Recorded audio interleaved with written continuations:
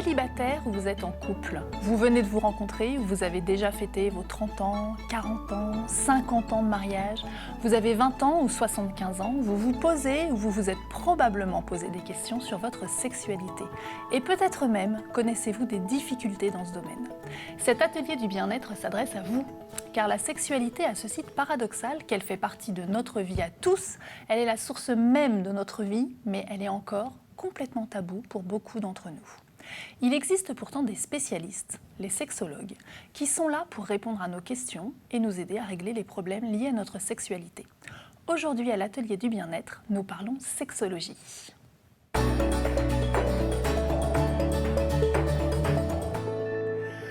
Angélique Capel-Voisin, bonjour. Bonjour. Merci d'être là.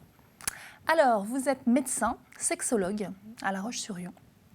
Et vous avez gentiment répondu à mon invitation pour venir nous expliquer et répondre à nos questions sur la sexologie. Moi, je pars du principe que si moi, je me pose des questions, d'autres se posent des questions. Donc, il n'y a pas de questions bêtes. Alors d'abord, la première question, c'est qu'est-ce que c'est la sexologie? Alors, la sexologie, c'est une science faite par des scientifiques diplômés qui ont appris comment fonctionne la sexualité. Donc, d'un point de vue biologique, relationnel, psychologique. Et qui vont répondre à la souffrance des personnes quand elles en trouvent dans leur sexualité. D'accord.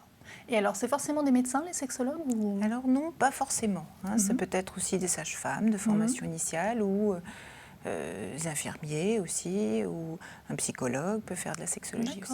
D'accord, donc c'est pas la sexologie, c'est pas plus de la psychologie ou plus de la médecine, ça dépend de qui le pratique en fait. Alors qui le pratique et qui le demande, c'est-à-dire que ça va être aussi en fonction des cas, des patients, où ça va être plus psychologique ou plus somatique, médical, mais dans tous les cas, quand il y a un problème sexuel, il y a des répercussions psychologiques. Oui. Et alors justement, qui vient vous voir? C'est quoi les problèmes en général? Alors, qui vient me voir? Déjà, des hommes, des femmes, des couples, des adolescents parfois. Alors, pour ma part, dans ma patientèle, j'ai des patients de 15 ans à 91 ans. Donc, il n'y a pas d'âge non plus pour venir. Et pour les pathologies, alors on va traiter, par exemple, quand le désir ne vient pas, chez les hommes, chez les femmes. Donc là, c'est plus psychologique? Oui, mais pas que. Il peut y avoir des causes médicales aussi. On va aller rechercher un petit peu tout ça. Et puis, il va y avoir donc, chez la femme tous les problèmes de douleur. Douleur à la pénétration, douleur sans pénétration, les vulvodynies, le vaginisme, ou quand l'orgasme ne veut pas venir aussi, les anorgasmies. Chez l'homme, il va y avoir les problèmes d'érection, les problèmes d'éjaculation, qui peut être ou trop rapide, ou trop retardée. Parfois, elle ne vient pas non plus. Les anorgasmies, ça existe aussi chez l'homme. Voilà. Et puis, il va y avoir aussi tous les problèmes sexuels en lien avec un abus sexuel par le passé, traumatisme, les addictions sexuelles aussi à la pornographie. C'est une pathologie nouvelle. Justement, récente. Est-ce que vous en voyez beaucoup ce problème d'addiction à la pornographie? Est-ce que vous trouvez que c'est nouveau et est-ce que ça prend beaucoup d'ampleur? C'est quelque chose qui fait un peu peur. Moi, j'ai 3 garçons ados et j'avoue que ça me fait un peu peur. Ah oui, j'en vois beaucoup. J'en vois beaucoup, mais ça se soigne. Ça se soigne? Oui, absolument. À partir du moment où... Parce qu'il faut que la personne ose le dire? Oui, c'est ça. On prenne conscience qu'il y a un problème et puis après, on voit ensemble comment les accompagner, comment leur expliquer ce que ça fait au niveau du cerveau, ce que ça fait dans le comportement, que c'est pas la vraie vie et on y arrive très bien. Alors en sexologie, on soigne aussi les problèmes sexuels qui peuvent survenir au décours d'une maladie. Par exemple, au décours d'une dépression, ça peut déstabiliser la vie sexuelle. Ou au décours d'un cancer. Pas forcément qu'un cancer sexuel d'ailleurs, pas qu'un cancer du sein ou un cancer de prostate, peut-être aussi une autre pathologie ou une sclérose en plaques, un diabète, voilà. Est-ce qu'il vaut mieux venir en couple ou est-ce qu'on peut venir... si on ressent qu'on a des problèmes liés à la sexualité dans son couple, mais que monsieur n'a pas envie de venir ou madame n'a pas envie de venir, est-ce que c'est quand même mieux de venir tout seul que de ne pas venir du tout? Alors vous savez, c'est difficile quand même de passer ce pas, de faire une consultation de sexologie. Donc la première fois, on fait comme on peut. Si c'est plus facile de venir à 2, de se tenir la main, de se soutenir, on vient à 2. Si c'est plus facile de venir tout seul parce qu'on a peur de blesser l'autre dans ce qu'on va dire, ou voilà, alors on vient tout seul. Et puis après, j'essaierai de voir le partenaire parce qu'évidemment, c'est plus facile. C'est quand même, l'idée, c'est quand même d'essayer de travailler avec les deux, j'imagine. Absolument. D'accord. Est-ce qu'il y a des problèmes qu'on ne peut pas régler avec la sexologie ou est-ce que tout se soigne? Je ne sais pas si on peut dire se soigne. Je pense qu'on peut tout soigner si on s'implique un peu dans cette sexothérapie, si on accepte de remettre en question les croyances qu'on a aussi, de se laisser guider un petit peu, voilà, de changer nos comportements. Donc comment ça se passe une séance en sexologie avec vous? Ou en sexothérapie, c'est pareil? Sexologie, sexothérapie? Oui, il y a les deux termes. Ouais. Comment ça se passe? Ça se passe bien. Ça se passe très bien. Ça se passe bien, yes. Oui.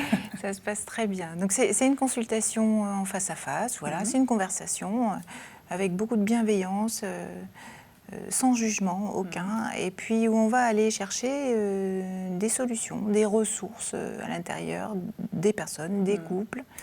Ça dure environ 40 minutes dans mes consultations. Et puis les patients vont repartir avec des pistes, des idées. Ils ont du travail à faire à la maison. Oui, absolument. Des devoirs. Des livres à lire parfois. Ouais. Et donc ils vont pouvoir mettre en place tout ça ou pas. Et donc on va réévaluer quelques semaines plus tard ensemble. Qu'est-ce qui a été possible, qu'est-ce qui a changé. D'accord. Alors justement, vous avez des livres qui doivent apparaître à l'écran. Vous nous conseillez 2 ouvrages, un qui est un petit peu ancien et un qui est plus récent, qui est sorti cette année. S'il faut en choisir un des deux, absolument, ce serait plutôt lequel? Je dirais le plus récent dans ce cas-là, le livre de Marie Veluire et de Gérard Ribes, coécrit, donc Je, tu, nous, c'est vraiment très très bien. Et alors, moi c'est une question que je me pose, est-ce qu'on peut venir vous voir si on n'a pas de problème? Mais on se dit, mais peut-être qu'il y a des trucs que j'ai tellement pas de problème que j'en ai jamais entendu parler, je sais même pas que ça existe. Est-ce qu'on peut venir juste pour des conseils, juste pour poser des questions comme ça ça se fait pas trop? Bah oui, je crois que c'est une bonne idée. C'est une bonne idée parce que, comme vous le savez, la sexualité, ça s'apprend pas à l'école. Et ça s'apprend pas dans les films pornographiques non plus. Donc, avoir l'avis de la science, ça peut permettre d'avancer. Et à partir de quand est-ce qu'on peut se dire qu'on a un problème? Parce que c'est dur de savoir si c'est normal, si c'est pas normal, si c'est... Dès lors qu'il y a de la souffrance. Dès lors qu'il y a de la souffrance, c'est bien de consulter. Parce que, vous le savez, l'amour, c'est un sentiment merveilleux qui doit être porteur de bonheur. Pas de souffrance. Donc quand il y a de la souffrance, c'est vraiment bien de s'y atteler. Et plus on le fait tôt, plus c'est facile et rapide à traiter. Plus on s'y attelle tard, plus les mécanismes d'évitement, d'interprétation sont déjà en place et ça va mettre un peu plus de temps. Et en général, les gens s'y prennent tard, vous trouvez? Les gens attendent avant de venir consulter? C'est très variable.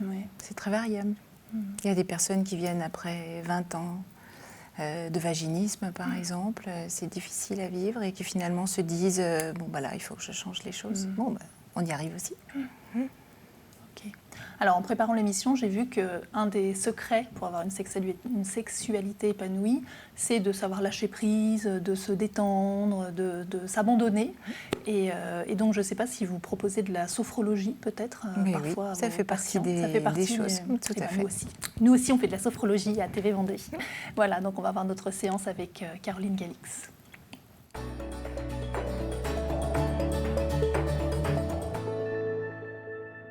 Bonjour à tous, aujourd'hui nous allons faire un nouvel exercice de sophrologie qui va consister à se libérer des frustrations et de la colère accumulées pendant la journée, au travail. Voilà.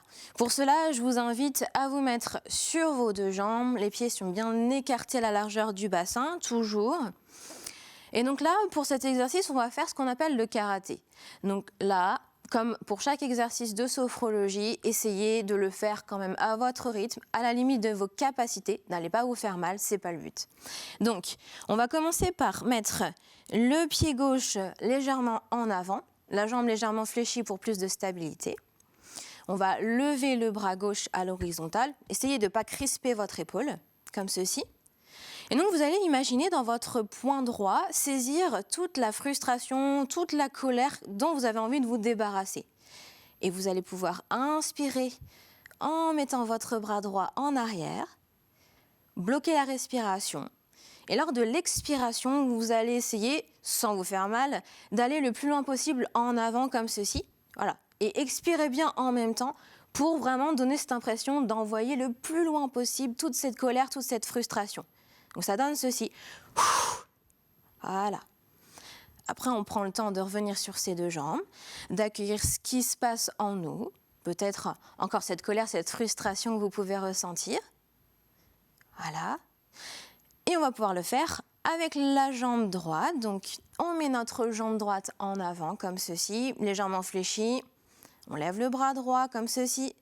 Et on imagine cette frustration, cette colère dans le poing gauche. On inspire. On retient l'air. Et là, on donne tout à l'expiration. On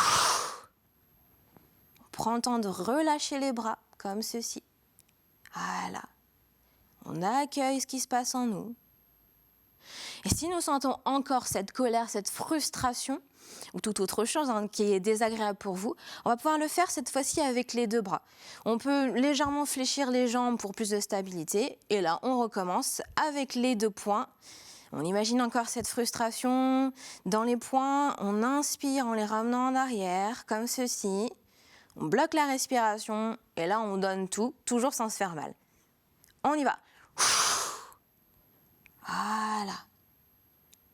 Vous pouvez prendre un temps pour fermer les yeux et accueillir ce qui se passe en vous, sans jugement, sans a priori. Important.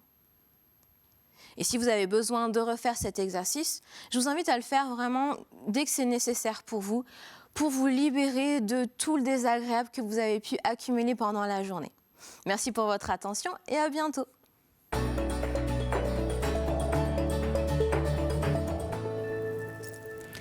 Merci Caroline, on a retrouvé un peu des exercices de taekwondo, en tout cas d'arts martiaux. Merci beaucoup, merci Angélique pour votre venue, c'était très intéressant. Et puis je vous retrouve la semaine prochaine.